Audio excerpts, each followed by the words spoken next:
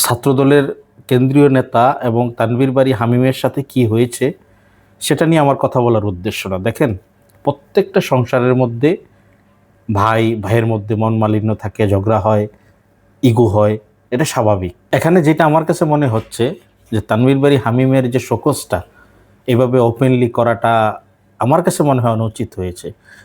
এবং উল্টা দিকেও তানভীর বারী হামিম যে স্ক্রিনশটটা ফাঁস করেছেন সেটা অনুচিত। আমার কথা বলার উদ্দেশ্য এগুলো না। আমার কথা বলার উদ্দেশ্য হচ্ছে, বট বাহিনী গুজব ছড়াচ্ছে যে তানভীর বারী হামিমকে শোকজ করা হয়েছে ঢাকা বিশ্ববিদ্যালয়ে ইফতারির আয়োজন করার অপরাধে এবং ঢাকা বিশ্ববিদ্যালয়ে কোরআন প্রতিযোগিতার আয়োজন করার কারণে। আর এই বিষয়গুলো নিয়ে বট বাহিনী ব্যাপক প্রচারণা চালাচ্ছে, গুজব ছড়াচ্ছে।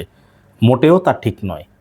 তানভীর বারী হামিমকে শোকজ করা হয়েছে ইফতারি করার আয়োজনেও নয়, কোরআন প্রতিযোগিতার আয়োজন করার কারণেও নয়। প্রত্যেকটা সংগঠনের চেন অফ কমান্ড থাকে। হয়তো তানভীর বারী হামিম সেই চেন অফ কমান্ড শোনে নাই, তার কারণে হয়তো তাকে শোকজ করা হয়েছে, হতে পারে এই ধরনের।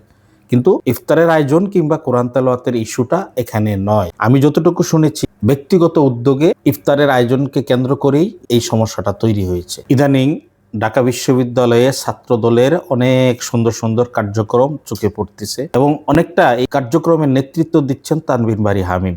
আমি মনে করি দ্রুত ছাত্র দলের এই বিষয়গুলা নিরসন করা উচিত এবং এই সমস্যাগুলা সমাধান করা উচিত, ভুল বুঝাবুঝিগুলা দূর করা উচিত। কারো ব্যক্তিগত স্বার্থের কাছে, কোনো ব্যক্তিগত ইগুর কারণে ছাত্র দলের মর্যাদা যাতে নষ্ট না হয়।